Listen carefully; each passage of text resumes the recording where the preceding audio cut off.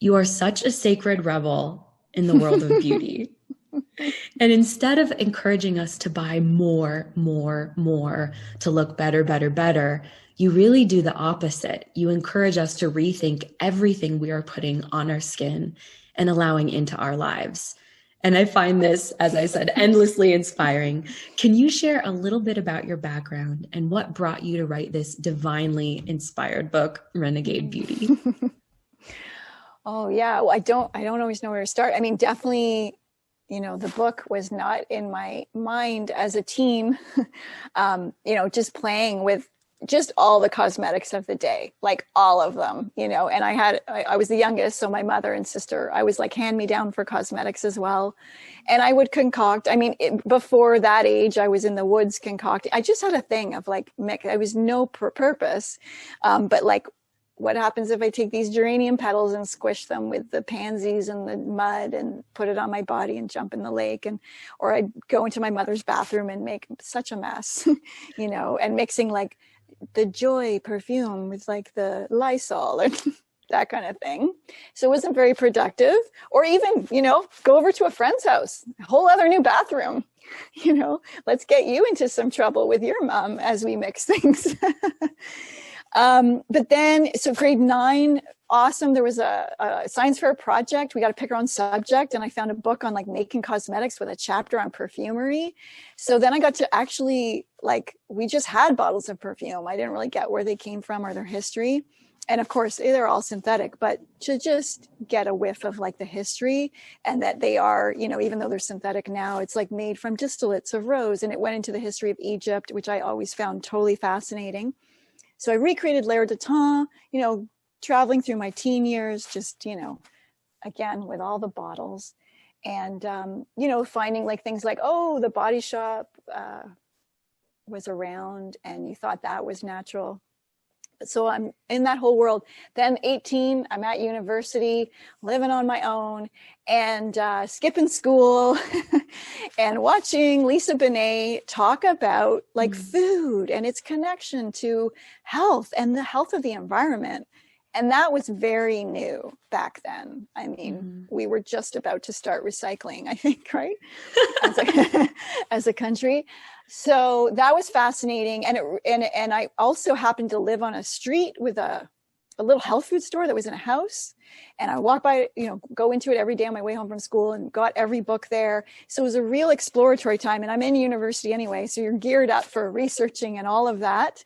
And I'm understanding what's in my food now because there's a whole book on like how to read the labels at the supermarket. And that was mind blowing.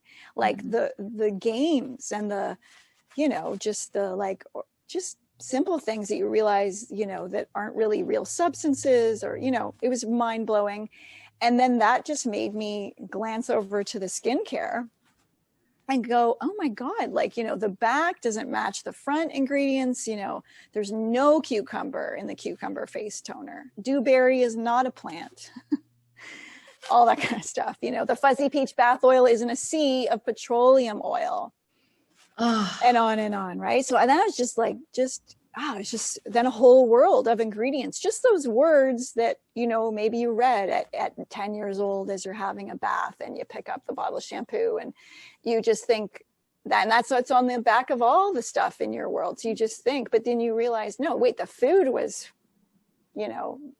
fake, let's call it, or whatever. There's issues there. And of course, this is not real. And so then all of a sudden I just had a whole excuse to mix and concoct with a purpose because now, and I got to channel the rebel in me into something very productive because on one level, this was the ultimate rebellion. Like I don't have to participate in buying stuff from like whatever, just that industry. And to me, it felt really productive and totally rocking my rebellious spirit. And that was just fascinating. Oh, and I got chills when you brought up your inner rebel because I feel like, and I talked to Julia from your team about this, but your products to me feel like a spiritual experience because of the purity, because of the smell, because I know I'm putting really high quality ingredients on my skin. There's a ritual to it, which to me makes me pause for a moment, take a deep breath and go, where am I at right now? What am I thinking about right now? How can I be better? How can I be more in the moment? And so I think that is a really unique aspect of what you put out into the world, because everything, not everything else, but so many other things are so synthetic. So many of the things that we eat are not real. I pick up one of your products and it's in this beautiful glass bottle, and then you open it up and it smells real. It smells authentic. It smells like it is a couple degrees of separation from the earth. Yeah. And there's something so sacred and beautiful about that. So I think too, in reading your book, and of course I read your background and how you used to play in the woods when you were little and you were so inspired by nature, I feel like you are encouraging us to return back to the form in which we are really meant to be. All of these degrees of separation from connection to the earth, connection to products that are good for us, it's unnatural and we're totally out of balance. So it's no wonder disease is running rampant. Mental health is out of whack, and everything just seems to be at such a high level of anxiety. And here you're creating this brand and this product line that just feels very much to me like you're reeling everything back in and going, how do we create simplicity and beauty in all of this complexity? That's lovely. Yeah.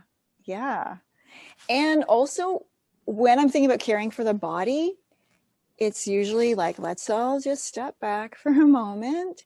And like, how does without our human hand interfering or whatever, a bottle of this or that, supplement this or that, how is that supposed to be working? What's the original design here? How can we get out of the way? And let's let it function first, or like know that. So before we're like masking, band-aiding, covering up, we got to go deep.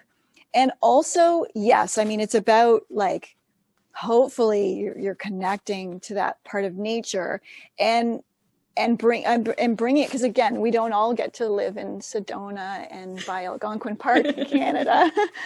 But knowing really nature's just sort of like right outside of your door. I mean, it's just really outside, right? It's like, even if you're in a city, I definitely have had my years living in the city when I was so yearning to be here.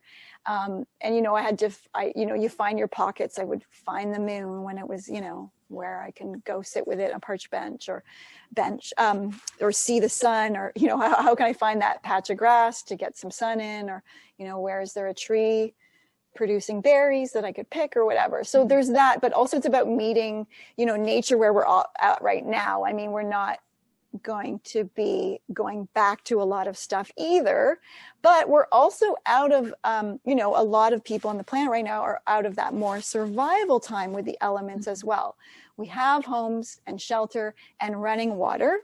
So we have shelter from the elements, but now we have almost the luxury of engaging with them because we don't have to survive them. So let's do it, let's bask in the elements, because it's not another bottle of anything, even though mine may come close. It's not another bottle of anything that's actually going to like connect you to what truly is replenishing us, which is really, the gifts of the cosmos. It's like engaging with the sun and the air and that starry night, or walking through the woods, or just going for a walk outside and in the city and catching the moon coming up or something. Oh, it's all stuff that brings us back into a state of homeostasis. Yeah, and we need the elements are partners for that. Yes. We cannot go into homeostasis without the elements. Oh, I could not agree more. And I feel like in my own health journey, the simpler I go, the better I feel all around, whether it's how I feel emotionally and spiritually, physically. The more I am in nature, the more I am eating clean, the more I am using products that I feel like honor the earth and honor myself. It's a self-worth thing too, where you put a line in the sand and say, I am no longer willing to put that synthetic chemical that's going to disrupt my endocrine system on my body. And what's so fun too is to take those moments where you're having that and then frame it so it's like even more in the realm of what you want. So it's like, I forgot what you just said, I'm no longer willing to whatever, but just say, I am willing to put nature like all over me. You know what I mean? Like forget even about mentioning the synthetics. Like they're gone. They're not even in that statement anymore. Oh, I love that. Yeah. Just a total embrace of the pure.